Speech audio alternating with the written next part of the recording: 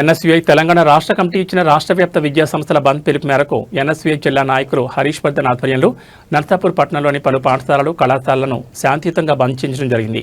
ఈ సందర్భంగా హరీష్ వర్ధన్ మాట్లాడుతూ నీట్ పేపర్ లీక్ ఘటన దేశంలోని లక్షలాది మంది విద్యార్థుల భవిష్యత్తు చెలగాటమాడిందని ఆవేదన వ్యక్తం చేశారు. ఈ ఘటనకు నైతిక బాధ్యత వహిస్తూ కేంద్ర విద్యాశాఖ మంత్రి ధర్మేంద్ర ప్రధాన్ వెంటనే రాజీనామా చేయాలని డిమాండ్ చేశారు. అలాగే నీట్ పేపర్ లీక్పై సమగ్ర విచారణ జరిపి బాధ్యులపై కఠిన చర్యలు తీసుకోవాలని, విద్యార్థులకు న్యాయం చేయాలని కేంద్ర ప్రభుత్వాన్ని కోరారు. విద్యార్థుల సమస్యలను అణచివేయకుండా వారి కళాన్ని వినాలని, విద్యా వ్యవస్థలో పారదర్శకత, జవాబుదారీతనం తీసుకురావాలని డిమాండ్ చేశారు. విద్యార్థుల హక్కుల పరిరక్షణ కోసం ఎన్ఎస్యూఐ నిరంతరం పోరాటం కొనసాగిస్తుందని హరీష్ వర్ధన్ స్పష్టం చేశారు. ఈ కార్యక్రమంలో ప్రభులింగం, వినయ్, యాదుల్, ఎనయత్, రవితేజ, విష్ణు తదితరులు పాల్గొన్నారు. నీట్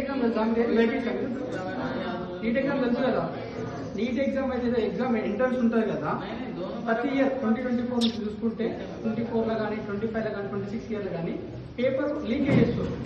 అంటే మీకు ఎంట్రన్స్ అయితే ఏదో ఎగ్జామ్ పెడతారో అది ముందే లీక్ అయిపోతుంది. ఆ లీక్ అయిపోవడం మేము మన మెరిట్ స్టూడెంట్స్ కానీ ఇప్పుడు మీరు ఎగ్జామ్ రాస్తే మీకు ఇబ్బందులు అవుతుందన్నమాట.